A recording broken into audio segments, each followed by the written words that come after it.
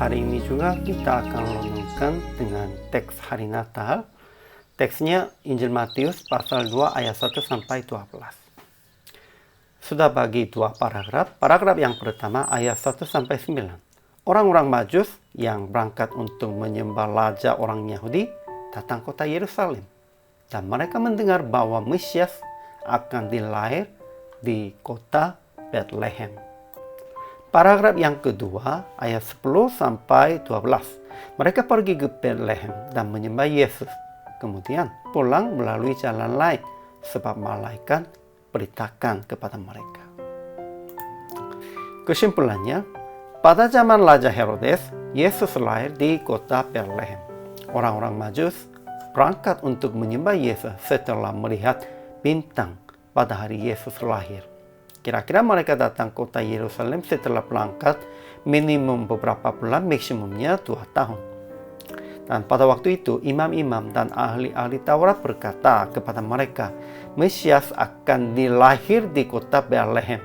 Sehingga Raja Herodes mengirim orang-orang Majus ke Bethlehem, namun dia ingin membunuhnya dan memohon mengabarkan tempat yang mereka menemukan Kristusnya.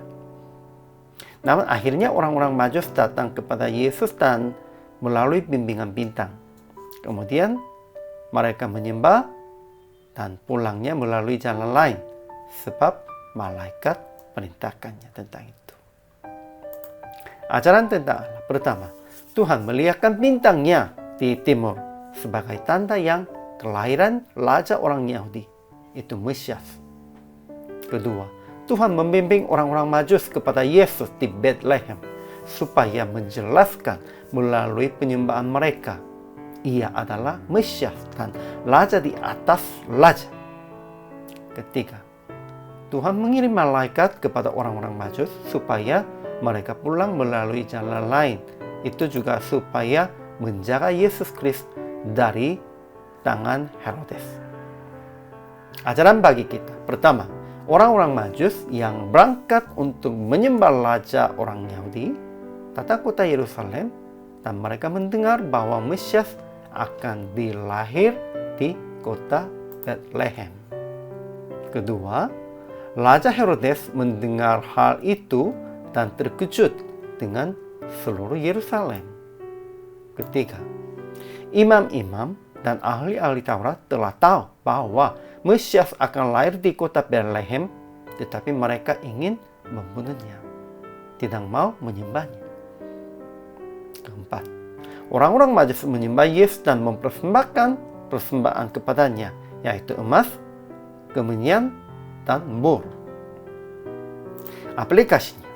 Pertama, sekalipun jauh dan kondisinya susah, kita harus datang untuk menyembah Tuhan. Kedua, ada banyak orang tetap melawan Yesus sekalipun mereka tahu Ia adalah Raja dan Mesias, sebab iblis menguasai mereka. Ketiga, kita harus menyembah dan mempersembahkan Yesus yang datang sebagai juru selamat kita dengan benda harta kita, kekuatan kita, dan segala milik kita. PR praktiknya demikian. Jangan melawan hal Tuhan. Herodes dan imam-imam dan ahli-ahli Tauratnya di dalam teks hari ini, mereka ingin melawan. Dan tetap menyembah dan mempersembahkan Tuhan dengan yang Anda paling kasihi. Ya, memang orang-orang Majusnya menyembah dengan segenap hati dan mempersembahkannya dengan benda harta yang cukup berharga. Kita juga usahanya demikian itu. Ya, karena Yesus Kristus bukan hamba kita, kita hambanya. Dan kita harus memujinya sebagai Raja di atas Raja. Hari ini juga, selama melayani, Tuhan Yesus memberkati.